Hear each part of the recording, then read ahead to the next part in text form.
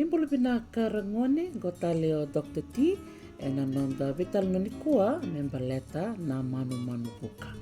And then a vital no takatiko e lima Manumanu Vuka and then a ready tiko na kendrai tamba and then a vuli da talega na evandra kena vika era keletenikina. Wakambula sara tiko vikem ni ragone na taulula matin tu mai viti na matai vikem ni nangone na matin tu kumbuna burung besanga kay na ken katulu o to vata ni bula vinaka. Ongo na lima na Manumanu Vuka na vuli tiko ni ragone menta da buta vata ona da buta DILIO ningai pakamurumuri au kene matai DILIO kene karua KACAU kene katolu gingi kene kava BUNEKO kene kalima KULUVOTU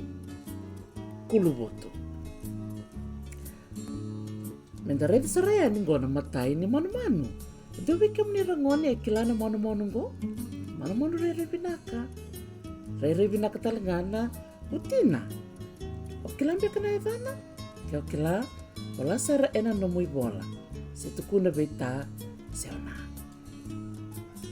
na yada ni Manumanu go na DILIO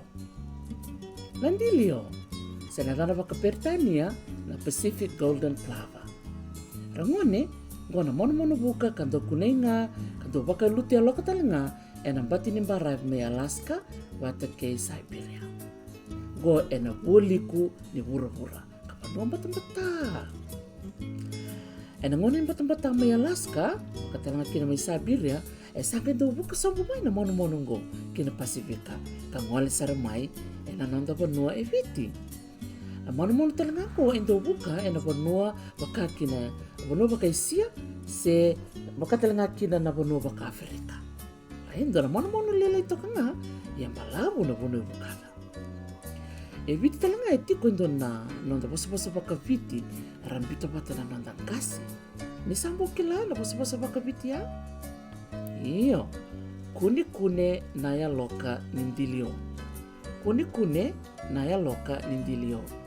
Kena vakaperitania oyani it is impossible to find the DILIO eggs. And the gerevike na buna ni senga ni do vakalutia loka e viti na DILIO. Vakalutia loka nga mai Alaska vatike Siberia.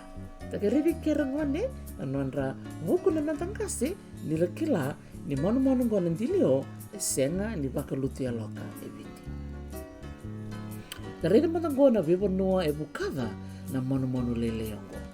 Ngoli sarmai Siberia, rere vake a bola ka na puno baka Rusia, ke Alaska, ena boliko ke Canada, ke Amerika. Sona DILIO buka saranga baka tandono ki Hawaii, so buka saranga baka tandono mai ki Viti, so ngoli sara ki Australia, sera ngoli daktala na puno baka Asia ke Afrika. E awan dina na buka ni Manumanu ko. Totokan dina Ngona kena rai na DILIO ena ngona se kala laikina me da basara na nonra sala kingase. Tiko ngona itamba ni DILIO ya lewa kena DILIO tangani. Rangona ngona karua ni nonda Manumanu. Pati bikim ni kila wala sara ena nomu bola. Ngona karua ni nonda Manumanu. Na yadi ni Manumanu ngona na KACAU. Senadana vakapertania na FIJI PETREL. Do kuninga vakalevu na Manumanu ngona KACAU ena yanu ngau kwa yana buna dana tiku kina na KACAU ni ngau. Ngoe Manumanu lele toka nga roka lolo ka roka ngele leka toka nando mona ka lolo toka na noni tuki. Manumanu ni waitui kando kunei ndo vakaluti aloka nga ena yanu o ngau. Ena sana Loloma viti. Do buka kando vangara kakana e waitui na KACAU. Adana tala vakaperitania na FIJI PETREL.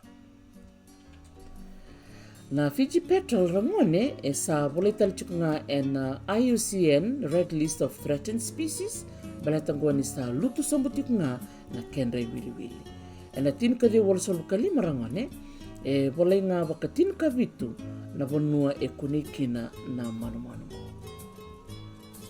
Kuni talanga na kadau ni ngau na noti ni rosanga bula ng dola may viti. Ang kone katolo ni nanda manumanu. Indobi kiam ni kila na edana. Ang kone katolo ni nanda manumanu. Na eda ni manumanu ngona nang gingi. Gingi so talanga na panua vitik edana nang gilyang. Edana baka pertanya na Fiji white eye. Durutiko koe na bubale na Zosti Ropidae, kando bakada ni talanga na Liard's white eye. Kunei talanga na monomonongo na yamiano biti lebu, wano lebu, tabiuni kandavu, kei omalau. Kando kunei bakalebu na Loloma ni VEIKAU. Na monomon talanga ngo na gingi, endo kunei na bunga ng ganga ni meke kena sere na ngau na Tatokan din na, re-review na ka na manumanu Ongko na kabani no da manumanu. Ni kilamba ka na yata na yata ni manumanu ngo na BUNEKO.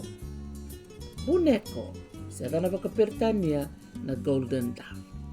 Manumanu ngo kuningai viti, to kuni baka levu na yamiano viti levu, obalau ngau, kena sona yamiano, na yato yasawa.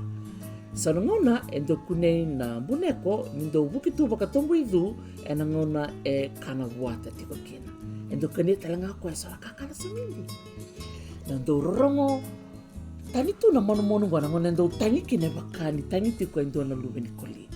Tatokan din endara ni bulida na roka ni mono ngore manda na roka ni butina ke na beka ekelente.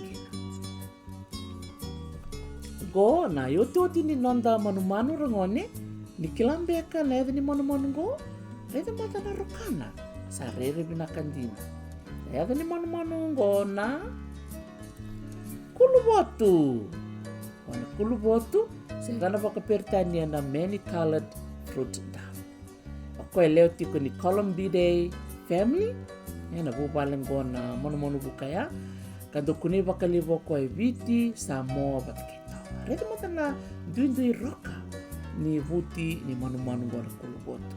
Roka tabi manda orang ni reda, ngone? Kau ni reda tala sona roka, okereke muni wala, nomu muni bola. Binaka baka leo sara ngone, nomu muni baka rorongo mai, baka binaka beke muni, nomu muni ngole bata mai menda mai sema bata na kalasi ngo, nonto bulida bata 5 na Manumanu Vuka mai viti. Kira talanga mo ni subscribe na nomu YouTube channel na nuitaka nyo ni na baka leo fomu kina mo niro ni reda so tal na video au nampita na kiani. Baka binaka virto na nomu bubale na nomu to bibuke na kena bibata na video ngo. Nakabali barangone me dabatale na ngona kataraba na nanda na tomana tar na nanda vuli ni Samuel tako.